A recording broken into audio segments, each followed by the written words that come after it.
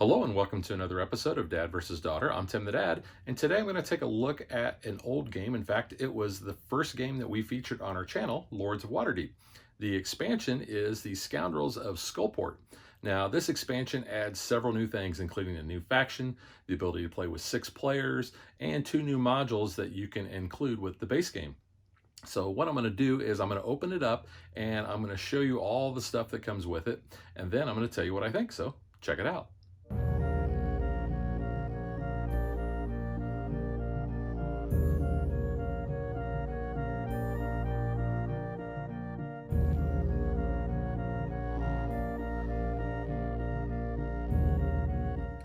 You can see the box sizes are roughly about the same size. The expansion box is a little bit more shallow, but unlike the base game box that had that half lid issue, a lot of people have commented about that. The expansion does have a full lid. So let's just go ahead and move this aside for the time being and just open this up and show you what comes in the expansion. So you have your rule book, and it comes with 2 different modules. So you have the Skullport module, which actually adds 2 new sideboards. So you can see you have 3 new locations to go to, and it also introduces the corruption. And the corruption comes into play here because we have a corruption track. And anytime that you take corruption from here, you're going to start with the lowest, and this is going to have 1, but all the rest of these will have 3 corruption on there. And at the end of the game, whichever one is the visible is going to be the one where it's going to determine how many negative points you have per corruption. So let's just say that we're scoring -5, and I had 5 corruption. I would be losing 25 points. Now, the other module is the Undermountain module, and you can see that that is also going to add a sideboard here with 3 new locations. This expansion also adds a new faction, the Gray Hands. So you can see what their player board looks like. Really cool artwork there, but it's consistent with the other players. And then you're going to have all of the workers for them. Now, if you're playing the long game, it tells you on the reference side of the sheet here that based on the number of players, how many of the agents you're going to start with, or your workers. So in a normal game, you can see in a 2-player game, you're each going to start with 4, and you'll get your 5th one at another point.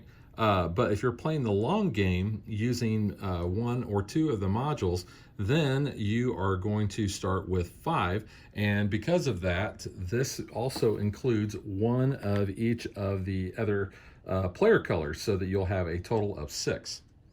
You can also see that this expansion adds a number of new intrigue, quest, and building cards, as well as everything you need for the Gray Hands. We also get 6 new lords, and these are going to be used depending on if you're using one particular module over the other. If you're using both, you can include all of them. So you can see we have the Xanathar, Sangalor,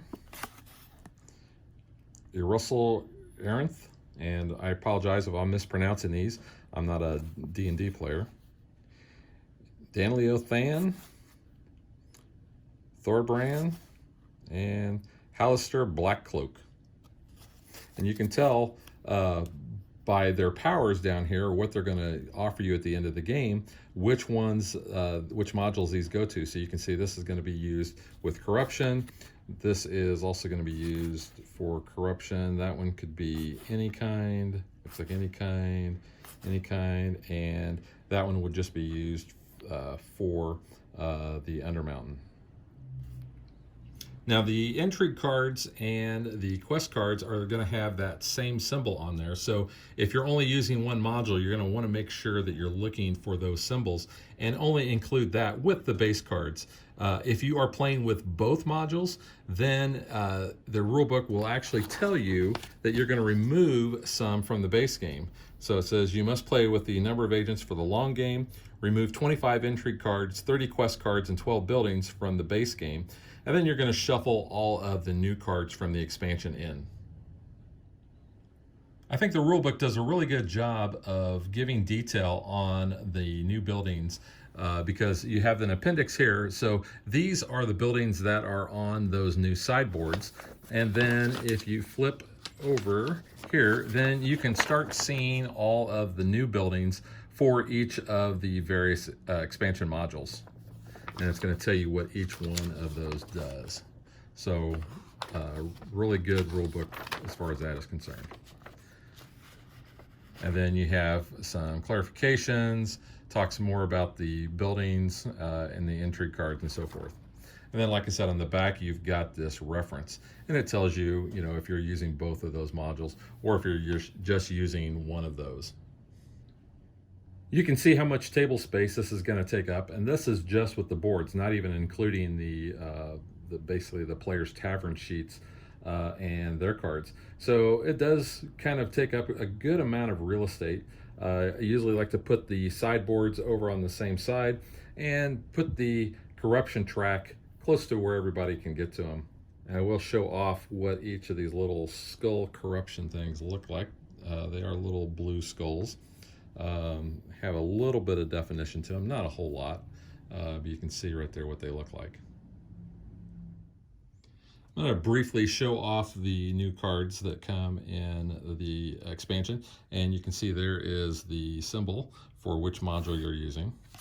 So I'm just going to kind of fly through these, not going to go over in any detail. You can see that you have also new mandatory quests,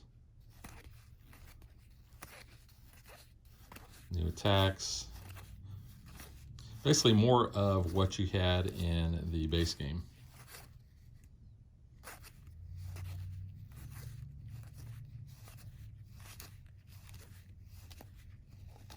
Then you can see there's the Skullport expansion symbol.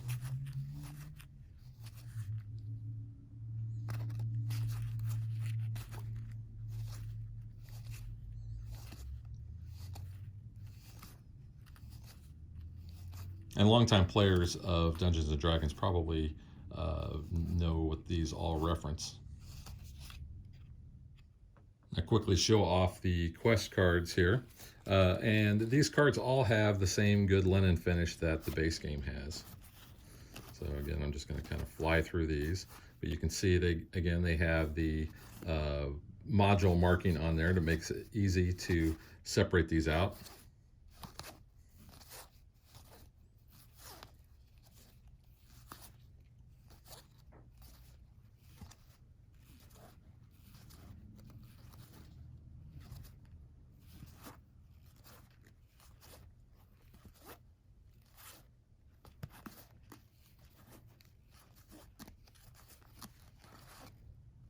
And you can see some of these allow you to remove corruption.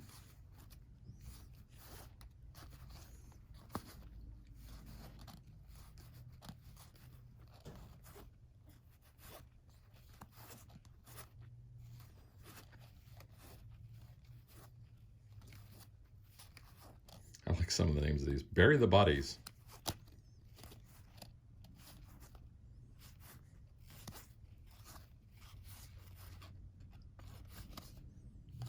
Out of the 24 new buildings, we have 12 for each of the modules there. So I'll just show you these real quick.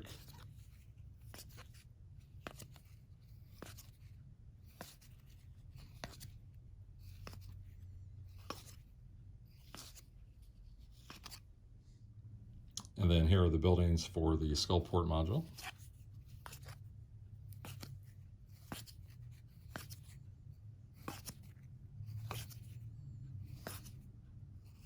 I do like the fact too that there are certain things that will allow you to place corruption on certain parts of the board. So when you know somebody is going for a particular spot over and over again, you can make them take corruption when they go there.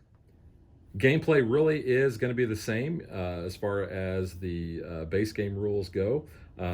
You've got new places to go to, and you have the corruption that adds a little bit more in there. And like I said, that also comes into with final scoring. So now that I've kind of showed you what comes with the expansion, let's get to what I think of it.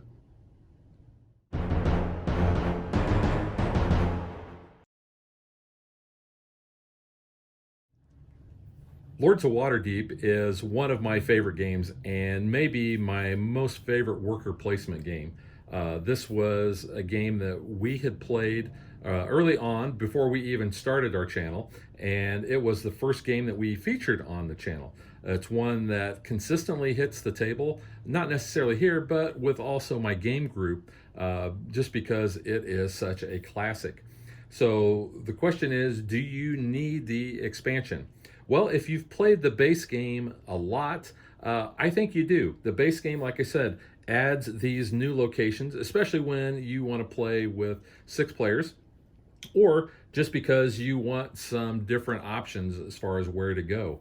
Adding the new gold cards, the new intrigue cards, and the new buildings allows the replayability to increase because you've got new things that are going to come up. When you're playing with both modules, you're going to remove some of those base game ones that you've seen a million times, and you're going to see more of the new stuff.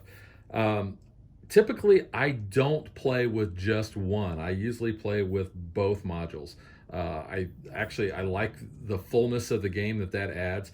If you're just starting out, then I would suggest maybe introducing one module at a time, playing that way until you're up to speed. But it's really not difficult, as like I said, the base game rules are pretty much still intact. So you don't really have to learn a whole lot of new things. So I think the gameplay definitely has an improvement, and the replayability has the improvement there. The component quality for the new buildings and the new cards is the same as the base game, so no issues there. And I already showed you the little corruption skulls, which if you really played this a lot, I could see maybe blinging that out with like the little skulls, the more translucent and more defined skulls like you have in Zulkan. I think you can buy those from some of the third market vendors, but that'd be a cool way to bling this out. But these are just fine by themselves. They don't get confused with the cubes. Now, as far as what each of the modules adds, the Undermountain really adds more high point quests. If you complete them, you've got to have a lot more of your resources and more money. So that's kind of really where that comes into play, other than also adding the new buildings and such. The corruption track that the Skullport option or the Skullport module adds, I think makes the game more challenging because like I showed you, you could have one of those Lord cards where you want to collect more of these, and the more that you're pulling off of there, the more negative points that the other players are going to get. You're going to get a lot of negative points too, because it still doesn't mitigate that. But this becomes very strategic in how you take corruption, and more importantly, how you're putting corruption back. There are certain instances where you can actually remove corruption from the game, and when you do, those do not go back on this board.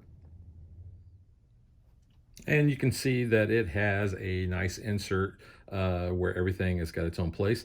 I like the fact that the way they've made these card wells, you can just push on one end and it'll pop the cards right up. And it makes it easy to sort these out based on the modules as well. In fact, even the building will have the module symbol there for these buildings. So once again, I really enjoy this expansion. I think it's a must-have for anybody that is a fan of Lords of Waterdeep, and if you've played the heck out of the base game like I have, you definitely need to make sure you add this to your collection.